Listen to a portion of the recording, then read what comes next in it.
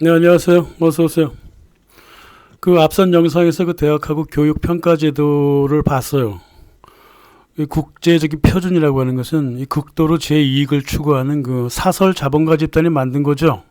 그래서 국제적인 표준이랍시고 그것을 함부로 들여오면 대학도 죽고 교육도 모두 죽는 거죠. 대학 교수란 것들이 뭐 학생을 모시면서 뭐 고객님 어서 오세요. 무엇을 도와드릴까요? 이러고 앉아 있단 말이에요. 이게 뭐 대학만 그래? 초중고도 마찬가지란 말이죠. 이미 교육이 이미 죽어버린 겁니다, 이게. 교수나 교직원들이 학생의 발을 씻어주는 그 어떤 뻥 같은 위선만 그렇게 보여주고 있어. 휴학하지 말고 등록금 계속 내달라는 뜻이잖아, 저게. 대학이라는 게 그래요. 교수 평가가 높다는 것은 그만큼 교육이 아니라 어린 학생들을 고객으로 취급하면서 알랑방구를 꼈다는 소리밖에 더 되냔 말입니다. 실제로 그렇습니다. 예. 제가 과한 말씀 드리는 게 아니에요. 학생 입맛에 맞추면서 학부모 등골을 빼먹었다는 뜻이란 말이에요. 그게 교수평가가 좋다는 소리예요. 뭐 그렇다고 해서 뭐 교수평가가 나쁘다고 뭐 좋은 선생이라는 뜻은 아니지만은 교수평가가 좋다는 것은 교육이나 지식의 질과 아무런 관계가 없다는 거, 이 사실만 전해드리는 것 뿐입니다. 이 양극화 시대에다가 자본 최고의 논리죠. 돈이 최고인 시대고 도덕이 사라진 시대란 말입니다. 겉으로는 차별하지 말자고 그렇게 말을 자주 하는 이유는 차별이 난무하기 때문에 그런 말들이 나오는 거라. 여기서 국제 표준화를 따라가잖아요. 그러면 모두 망가지게 되어 있습니다. 그런 거죠. 국제성이라고 하는 거는 국제법하고 하등의 관계가 없는 겁니다. 사람들은 말입니다. 이 국제법이라고 하는 게 국가 간의 평등한 조건 하에서 만들어진 것처럼 생각을 해요. 망상도 그런 망상이 없죠. 현대 국제법의 그 기반이 되는 그 1885년 베를린 조약이 있습니다. 아프리카를 공동으로 진출하고 자유무역을 하자 이랬던 거죠. 얘네가 내걸었던 말이 뭐냐면 식민지 원주민을 보호 관찰하자는 거야. 그리고 그들의 도덕과 물질적 조건을 향상시키자. 이게 우리들의 책임감이다. 그랬습니다. 그래서 주권을 서로 존중하자는 뜻은 강대국의 식민지에 대한 약탈권을 상호 보증한다는 뜻이에요. 이게. 어디서 민족 자결주의 이런 개소리를 하고 앉아있냐고. 당시 그 국제법에 나타난 인권, 주권, 평등, 호혜 정신 뭐 모든 거는 비서구 국가 사람들한테는 전혀 해당되는 말이 아니었단 말입니다. 오로지 누구한테 해당되냐 하면 어두운 대륙의 문명을 심는 선도자 유럽 국가에게만 적용되는 말이었습니다. 이게 바로 국제법의 현실입니다. 이게 그러면 그 당시에만 그랬느냐? 아유, 더 커집니다. 지금 더 커져요. 대다수 국제법학자들이 인정하듯이 말입니다. 이 국제법이라고 하는 것은 16, 17세기 그때 그 유럽에서 나타난 자유무역, 민주공화주의, 기독교 중심주의, 군사 강대국 중심주의 이런 것들을 말하는 겁니다. 이게 이제 20세기 국제법까지 그대로 관통하고 있죠. 근데 문제는 기독교 중심주의, 민주공화주의, 군사력 중심주의 이것이 문명과 야만을 가르는 기준이 되었다는 거예요. 그래서 기독교인이 아니면 야만이고 민주공화주의가 아니고 군주제를 선택하면 야만이고 군사력이 약하면 야만이에요. 더 큰 문제가 또 있습니다. 기독교이고 민주공화주의를 채택했고 군사력도 좀 있다 하더라도 백인이 아니면 다 헛소리가 돼버립니다. 문명 국가라고 하는 것은 얼굴색이 하얘야 돼요. 이게 지난 400년간의 국제법의 현실이었고 문명과 야만을 가르면서 국제법의 모든 기본이 만들어져 왔다. 이겁니다. 그 강대국의 위선 속에서 숨겨져 있던 그 국제법적 인종주의, 이 철두철미한 인종주의가 언제 드러났냐 하면 정확하게 1914년 4월 11일 날 드러났습니다. 일본이 말입니다. 그 당시에 미국에 자주 이민 가던 일본인들을 보호하고 또 아시아 지배를 방어하고자 일본이 뭘 제출했냐 하면 미래에 생겨날 국제연맹 회원국들 간에 반인종주의 법안을 제출을 했습니다. 이 초안이에요. 초안 21조. 이거 사라졌죠. 미국하고 영국은 초안부터 이 조항에 줄곧 반대를 해왔습니다. 그래서 우리는 일본을 문명국으로 인정할 수 없다 이 뜻이에요. 왜 그러냐면요. 그게 일본이 아무리 뭘 쳐다봐도 우리가 백인이 아니기 때문에라고 하는 결론이 났어요. 일본 사람들한테. 미국 의회는 이 안건을 부결시켰죠. 결국 투표 당일날 미국하고 영국은 나타나지도 않았습니다. 투표 등록도 하지 않았어요. 그래서 그 의장이었던 국제연맹 그 위원회 의장이었던 우드로 윌슨이 요 문제는 저 인종에 따른 문명 국가 비문명 국가 나누는 문제는 말이야 이게 그 만장일치가 필요합니다 이러면서 이 법안이 자동 탈락되도록 했다 이 말입니다. 그래서 이 우드로 윌슨이 이끌었던 국제연맹의 그 국제법이라고 하는 것은 건드릴 수 없는 문명론이라고 하는 거에 기대고 있어요. 근데 이 속내는 뭐냐 하면 이 건드릴 수 없는 문명론이 뭐야? 속내가 뭐야? 비서구인은 문명인이 될 수 없다. 바로 이거였어요. 백인이 되고자 했다가 이제 거부당한 일본 사례 말고도 이 문명국 조건에 치고 나오는 문명국 독일이 있었어요. 그래서 독일을 패전시킨 후 독일을 비판했을 때 가지고 온 항목이 뭐냐 하면 첫째, 독일이 니체를 모방해서 가톨릭을 탄압했으니까 반기독교적이고 유럽에서는 보도 듣도 못한 노동가치 중심의 나치 자본주의를 만들었으니까 이거는 민주공화주의 혹은 자본주의에 어긋난다는 것이었고 세 번째, 문명 제국으로서의 위상은 없애야 되니까 독일이 가지고 있었던 아프리카 식민지를 탈취하겠다. 이렇게 비판을 했습니다. 이 비판의 근거 또한 철두철미하게 기독 중심적이고 또 자본주의 중심적이고 또 군사력 중심적이고 더 나아가 인종 중심적이다 이 말이에요. 그러니까 계속 얘네들이 뭐라 했냐면 독일 사람들을 후은족이라 그랬다고요. 그러니까 아시아 사람이라 그랬다고 계속. 얘네들 툭 하면 국제법상에서 자기네들 그 자본주의적 개념, 앵글로색슨 개념과 다르면 무조건 후은족이라 그러고 아시아라고 그러고 막 그래요. 그럼 그 뒤에는 어떤 또 무의식이 있냐면 따라서 야만 이런 결론이 난다 이 말입니다. 1919년 국제연맹의 그 위임 통치라는 게 있어요. 과거 식민 체제를 미국 중심으로 국제적으로 조율하려고 만들어낸 첫 번째 국제 식민지법 2.0이었다 이 말이에요. 이게 나중에 1941년에 신탁 통치법으로 바뀝니다. 식민통치법 3.0으로 바뀌죠. 이 당시 1919년 그 민족 자결주의 그 터를 외치더니 국제연맹이라고 하는 이 존재는 이 국제기구가 식민통치 연막을 위임통치라고 하는 단어로 연막을 쳐버렸어. 즉 민족 자결주의라고 하는 것은 오로지 강대국이 허락하고 강대국의 문명국가로 만들어줄 가능성이 있는 나라한테만 적용이 됐는데 민족 자결주의가 적용된 경우는 단 한 나라도 없었죠. 이게 20세기 초반 국제법의 현실이었어요. 국제재판소도 마찬가지예요. 28조 이렇게 적혀 있습니다. 문명국가가 인정하는 법의 원칙들을 기반으로 재판에 임하겠다. 여기서 문명국가가 누구야? 세계대전의 백인 승자였던 미국, 영국, 프랑스, 이탈리아를 지칭했습니다. 위임 통치로는 이 국제재판소에서도 그대로 모방을 해서 갖고 갔죠. 그래서 이 미국 중심의 그 국제재판소 판결 기준이 바로 이러한 인종주의, 민족 차별에 근간하고 있었다 이 말이죠. 물론 이제 위임 통치법 오래 못 갔어요. 그렇다면 이 국제법의 원칙이라고 하는 그놈의 그 건드릴 수 없는 문명의 원칙이란 게 뭐예요? 예? 물론 당시의 문명은 오로지 이제 서구만을 뜻했죠. 국제법을 논의하려면 비유럽 국가들은 유럽의 가치, 행동 기준을 모방해야 했고 더 나아가서 이제 유럽국들이 벌이는 교역 관계에 참여를 해야 했습니다.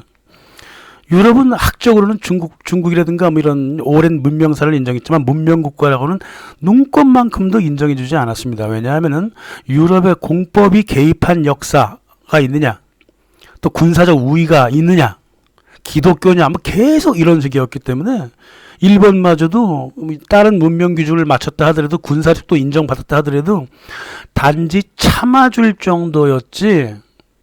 승전국은 승전국이니까 옆에 있으라고 앉으라고는 했지만 결코 우리 편으로 끌어들일 수 없는 야만 국가였다는 거예요. 일본도. 그러니까 1919년 전후로 일본이 왜 유럽 사회를 앞에 대고 자기네들을 준 백인 국가로 알아달라고 사정을 한 이유가 바로 여기에 있단 말입니다.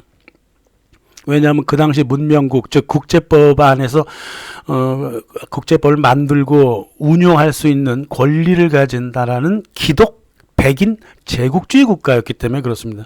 그래서 자기네들을 일본 사람들이 자기네들을 백인으로 알아달라고 그렇게 눈물을 흘리고 그렇게 사정별로 됐다 이 말이죠. 식민이든 뭐든 간에 이놈들이 그 식민지를 계속 유지하기 위해서 백수십 국가 국민 앞에서 이제 위선을 떨죠. 지네가 잘난 듯이 자기네들 막 민주적인 듯이. 하지만 1941년 결국 식민 통치 3.0 버전을 소개하는데 그게 바로 신탁 통치. 이 신탁 통치라고 하는 거는 이제 영국과 프랑스 식민지를 모두 풀어 헤치고자 하는 제2의 제3의 식민 통치 조항이죠. 이 미국 국무부가 그 안에서 1945년 얄타 회담에서 의제로 제시가 됐습니다. 결국 이 신탁 통치라고 하는 건 딴 게 아니라요. 해당 국가에 자기들이 원하는 꼭두각시를 심을 때까지 유지하는 체제예요. 그리고 나서 꼭두각시가 들어서면 이제 계속적으로 그 나라 경제 정치를 좌지우지할 수가 있었죠. 그래서 에드워드 베넷 정치학자 지적처럼 이 신탁 통치의 결과물은 뭐냐면 피비린내나는 권력 투쟁과 불안정한 정치 체제로 60년 이상 구식민 국가를 이끌어왔던 그런 새로운 버전 3.0의 식민 통치 체제였다 이 말이에요. 신탁 통치의 가장 불행한 나라가 지금 한국이죠. 응? 아직도 분단되어 있잖아요. 에? 이 분단을 당연시하는 사람들도 많고 그런 겁니다. 그래서 식민 통치, 위임 통치, 신탁 통치 모두 1.0, 2.0, 3.0 식민 통치의 기본적인 버전, 시대에 따른 버전이었다 이 말이죠. 그럼 4.0은 뭐야? 그게 세계화지 뭐예요? 식민 통치 4.0이 바로 세계화예요. 여전히 문명과 야만 그 기준에 갈라갖고 데이터를 계속 뽑아내고 있습니다. 유엔하고 유네스코 이 미친 이 두 양대 세계와 이 꼭두각시 국제기구라는 것들이 이 짓을 하고 있단 말이야. 니네가 무슨 권리로 실패한 국가, 취약국가, 불량국가, 선진국가, 후진국가, 개발국가 이따위 식으로 만들어내냐 말이야. 멋대로 뭐 어디다 갖다 써먹으려고 지금 저런 걸 만들어내요. 이걸 국제법에 적용한단 말입니다. 이거를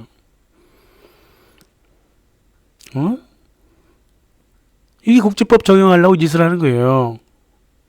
여기 하나하나의 그 지수 항목들이 말입니다. 눈을 뜨고 볼 수가 없는 항목들이에요. 죄다 지네 중심이라고. 개발, 디벨로핑 컨트리, 디벨로핑 컨트리, 언디벨로핑 컨트리 다 마찬가지예요. 개발했다, 미개발했다, 이런 선진국이다, 후진국이다 하는 모든 것들. 이 무슨 기준으로 선진국, 후진국 따지고 앉아 있는 거야, 지금. 돈만 갖고 있으면 살기 좋은 나라라고 하는 이 유물론적이고 물질주의적인 배금적인 이 자본가 중심적인 정신 상태로 만들어 놓은 게 바로 이 국제법이라고 하는 것이고 말입니다. 사람들은 어느 정도 돈이 있으면 좋지 않아? 이 수준으로 해서 생각하고 넘어가고 말아버린단 말이에요. 이 국제법 적용을 그렇게 한단 말입니다. 자유무역, 소유권 중심의 논리, 다시 말하면 이제 이 자본의 논리 그대로죠. 특히 이제 국가보다 기업 선택에 우위를 주는 FTA법은 말 그대로 배금적 논리가 아주 최극단으로 솟아올라간 국가 주권을 파괴하는 그런 법안을 국제기구가 제시를 하고 있다 이 말입니다. 한국이 당연히 아시아 최악의 FTA 국가죠. 아무리 이쁜 법을 만들어도 통과가 안 되는 게 바로 FTA 국가의 그 현실이고요. 그래서 국제법을 지킨다는 것은 따라서 서구의 전통에 입각해서 서구의 경제 정치산으로 비서구 국가들을 쳐넣어버리고 개정한다는 것을 의미한다 이 말이죠. 딱 그림만 보면 나와요. 17세기부터 권력을 차지한 서구 국가들 중심적으로 모든 세계를 지금 350년간 이끌어가고 있는 게 바로 국제법이다 이 말입니다. 사람들은 그래도 좀 보편적인 게 있지 않을까? 말만 하지 말고 직접 찾아보세요. 보편적인 게 있는가. 인간 개발 지수를 볼까요? 지극히 배금적이에요. 건강하다는 지수를 말이야. 얼마나 몇 살까지 사는가로 대표합니다. 오래 살면 건강한 거야? 이 말도 안 되는 개소리야 이게. 물리적인 목숨을 연장하는 것이 행복하고 건강함 그 자체가 무슨 관계가 있느냐고요. 지식 획득 점수를 학교를 얼마나 오래 다녔느냐로 따진다. 이미 학교를 죽여놓고 학교를 지식 지수로 삼아? 이게 인간 개발 지수야? 삶의 질이라고 하는 건 뭐냐면 GNP야. GNI라고요. 돈을 얼마나 벌었냐 이거라고요. 그러니까 물리적인 목숨값, 학교 다니는 시간, 돈, 이게 인간 개발이 되었다 안 되었다, 이 지수를 따지고 있다. 이 얼마나 철두철미하게 유물론적이고 자본중심적이고 서구중심적이고 인간 말종중심적인 지수냐고요. 이게 식품의 질하고 공급 정도를 한데 묶어갖고 식품 안전지수를 만들었어. 내가 지금 먹고 있는 음식의 질하고 그 음식이 공급되는 정도가 어떻게 식품 안전이랑 서로 섞이나? 어떤 박사과정 놈이 이런 매개 변수들 갖고 오면 난 그거 탈락시켜버려요. 그런 거. 응? 어떻게 식품 안전지수가 가계 비용, GDP, 관세, 농업지원금, 유통망, R&D, 인프라, 변동성, 정치적 안성, 음식의 다양성, 이런 거는 식품의 질과 공급 사이에 대량 생산이라고 하는 매개 변수가 없으면 존재할 수 없는 가설이잖아요, 이게. 그러니까 대량 생산이 얼마나 가능하고 대량 유통이 가능하냐에 따라 갖고 식품 안전 지수를 따지겠다는 거나 이 말이에요. 이 평가지표는 이게 부당하기도 하거냐, 엉터리 이런 엉터리가 없죠. 이게 식품 안전이랑 무슨 관계가 있는 거야? 대다수 농촌 국가 사람들은 자기 땅에 상추 나물 심어 먹잖아. 이게 안전하지 않아요? 어떻게 유통망이 제대로 돼 있느냐, 어떤 이런 개소리가 식품 안전과 관계가 돼 있는 말이야. 응? 첨가물하고 유통망, 돈, 이게 바로 문명에 기반한 국제법 기준이다 이 말입니다. 영양 수준이든가 단백질 섭취 기준, 불량식품 근절 기준, 뭐 그나마 조금 식품의 질을 판단할 수 있는 항목이 저 밑에 초록색으로 4가지가 있긴 있는데, 도대체 세부 항목을 어떻게 따졌길래 미국이 세계 제일 1위의 식품 안전국이냐 이 말이야.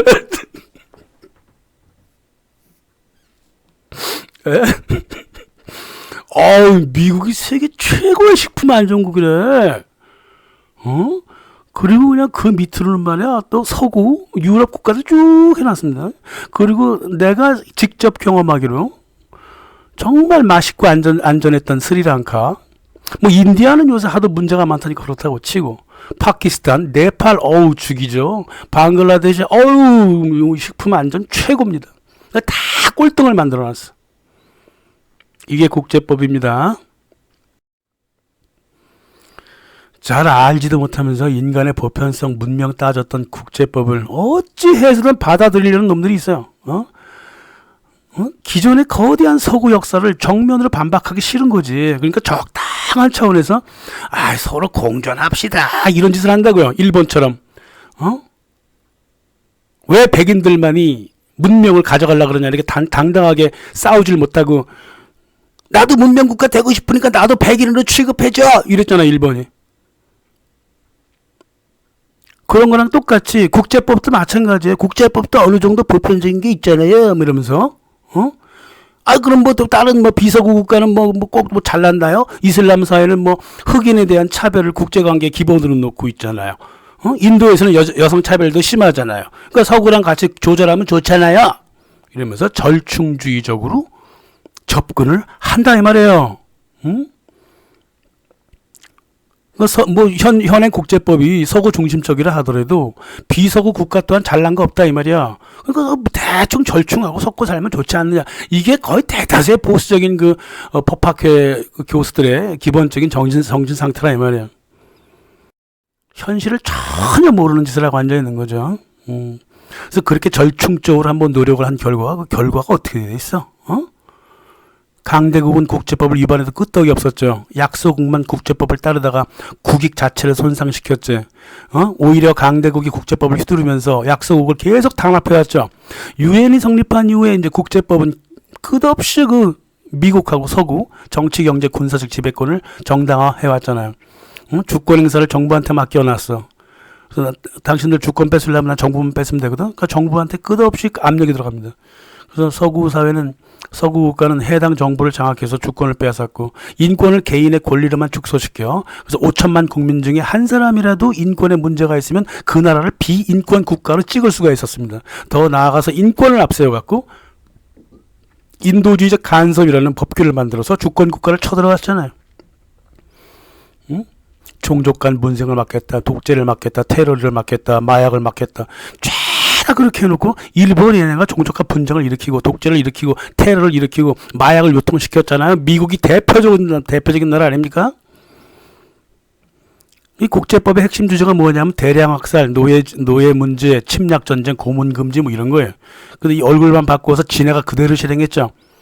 전쟁을 핑계로 시민을 대량 학살했지. 아프리카 중동에 분쟁을 유발했지. 이 대량 학살을 연출했다 이 말이에요. 이게 유럽하고 미국이. 선진국 기업들은 말이에요. 제3세계 국민들을 노예로 부렸고, 유럽과 미국의 저가의 노동력을 공급하는 다문화 이민 정책을 구사했단 말입니다. 고문 금지라고? 관타나무는 어느 나라에 있을까? 국제법에 끼어들 이유가 전혀 없는 여성에 대한 차별 금지법 또한 각국 문화와 충돌시키면서 결국 초국적 기업의 전략인 페미니즘 안으로 모두 흡수시켜버렸습니다. 아동 인권도 마찬가지예요. 핵실험 금지 논리도 마찬가지야. 핵을 보유해서 재래 무기를 소비하지 않는 국가에 대해서 제재 방식이라 이 말이야. 핵을 보유하면 재래 무기가 안 팔려. 그래서 핵을 막겠다는 거예요. 그게 이 핵에 대한 문제는 제 영상 그대로 있습니다만 그거 참고하시면 될 것 같아요. 테러 지원 금지 미국이 그거 알아서 했잖아요. 그죠? 국제법이 전혀 필요하지 않는 인간생활 모든 부분에 국제법을 적용하려고 그래. 지체 부자유에 대한 법률도 있어. 이게 말이야. 이게 각국 재정을 소비하게 하고 각적 서비스 디자인을 표준화를 부추긴다고요. 이게 끝없이 국제법이 말이야. 시민생활 곳곳이 들어가는 거라고. 이게 200개국의 각종 전통과 문화를 통합시키는 법이 세상에 어딨냔 말입니다. 그런 경우는 없어요. 제 아무리 각 지역과 민족의 특성을 절충시킨다 하더라도 강대국에 의한 그 법의 모순적인 적용, 불법적인 법의 행사는 피할 길이 없습니다. 하나의 가치에 만인의 가치를 묻겠다고? 그게 국제법이거든요. 다시 말하면 파시스트법이라 이 말이에요. 그래서 사람들은 국제법을 만든다는 것 자체가 제국주의고 승자의 논리라는 것을 모르거나 알면서도 눈을 돌립니다. 영국 의회가 미쳐다가 간디 동상을 의회 뜰에다가 세워줬을까요? 그리고 뭐 총리도 와서 인사하고 간디를. 야, 대단하네요. 그죠? 일본 총리나 일본 의원들이 말이야, 안중근 의사, 그 도쿄 의회 안에다 세워두고 매일 인사한다고 생각해봐요. 왜 그랬을까? 이 간디라고 하는 저 미친놈이 국제법이랍시고 끝까지 따라가면서 인도를 분열시키고 영국에 인도를 몰아넣어버렸잖아요. 이 간디라는 놈이 그런 놈입니다. 위대한 대영 제국은 그냥 남을 괴롭히면서 일어난 게 아니다. 정당하다 그 말이야. 그래서 인도인들은 영국한테 헌신했고 또 우리 제국은 고맙게도 인도인들을 백성으로 받아들여줬다 이 말이야. 우리 인도인들은 영국 대영 제국을 넓히는데 더욱더 헌신해야 한다. 뭐 기말라냐? 뭐야 이거. 나는 4번에 걸쳐 영국을 위해 내 목숨을 걸었다. 보호전쟁, 줄루전쟁, 보호전쟁을 위해서 야전 의무대를 조직했고 1차 세계대전 때 인도 총독군을 모집했다. 이렇게 하면 인도가 영국과 동등해질 것이라 믿는다는 이 정신 분열증에 걸린 지랄을 했다 이 말이에요. 이 간디가. 그러니까 영국인들이 그렇게 간디를 좋아하는 거예요. 정작 지금 인도 젊은 세대는 간디를 되게 싫어하잖아요. 매국노 새끼 막 이러잖아요. 지금 누가 지금 간디를 좋아합니까 지금 인도에서. 이 강제된 교육을 한국에서 그렇게 계속해. 저 간디 사람 새끼 아니에요 저거. 정신 차리셔야 돼요. 인도를 영국에 팔아넘긴 그 위대한 매국노 간디가 추앙받았던 이 멍청이들의 시대는 이제 지났습니다. 시대가 끝났다는 걸 깨달아야 돼요. 세계화를 위해서 국제법을 쫄쫄쫄쫄 따라가면은 자기 나라가 국제법을 강제한 미국이나 영국이나 프랑스처럼 동등해질 수 있다고 믿는 거야? 이런 사대주의가 세상에 어딨냔 말이에요. 아직은 우리 힘이 부족하니까 제국의 지침을 일단 따라보자. 눈 감고 넘어가자. 이런 절충주의. 이거 언제나 매국노들이 하는 말이었어요. 이게 한국에서도 마찬가지 송병준이며 이런 놈의 새끼들이 항상 했던 말이 아직은 우리가 힘이 부족하냐 하는 말이 그래요. 국제법을 마구 휘두르는 파시스트하고는 대화하지 않는 법이에요. 요리조리 피하면서 게릴라 쪽으로 저항을 해야 돼요. 국제법에 관해서는. 국제적 규약이 진정 필요하다면 그때는 문명적으로 유사한 대륙끼리 서로 합쳐갖고 필요한 수준에서 만들면 되는 겁니다. 물론 이론적인 얘기지만 언젠가 그럴 때가 올 거야. 구역별로, 민족, 문화별로, 문명사별로 필요한 나라끼리 서로 맺으면 그게 국제법인 것이지, 위에서 아무 문화적인, 문명적인, 역사적인 그 토대도 없는 나라한테 이렇게 마구마구 강제하는 게 국제법이 아니란 말이야. 이런 국제법은 피해가든가 무시해버려야 되는 겁니다. 어째 그렇게 따라가려 그래. 근데 이런 시대는 끝났어요. 응? 현재로서 우리한테 필요한 정부나 정치인들은 누구냐면 이 세계화주의자들이 가지고 노는 국제법에 맞서든가 아니면 치고 빠지면서 국가의 이익을 달성하는 그 영민한 정부가 필요한 거예요. 이 전쟁 끝난 전후 세대가 가지고 왔던 이 적당한 차원의 그 절충주의, 이거 끝낼 때가 됐습니다. 절충주의는 결국 매국노의 정신 상태라는 것을 경험할 만큼 했으니까 잊지 말아야 돼요. 협상하고 협상 자리에 앉고 이런 짓 하지 말란 말이에요. 앞으로 이제 절충하지 마시라고. 일단 적이 누군가를 정확하게 알았으면 게릴라전을 피우든 아니면 맞서 싸우든 이제 그런 시대가 왔단 말입니다. 군사적인 방법 말고요. 물론 필요하다면 언젠가 그럴 때도 오겠지만은 한 시대가 지금 저물고 있습니다. 예. 더 이상 국제법을 따르고 존중해서 결코 국가 이익을 얻어갈 수 없는 시대가 왔다는 거, 이 사실만 아시면 될 것 같습니다. 감사합니다.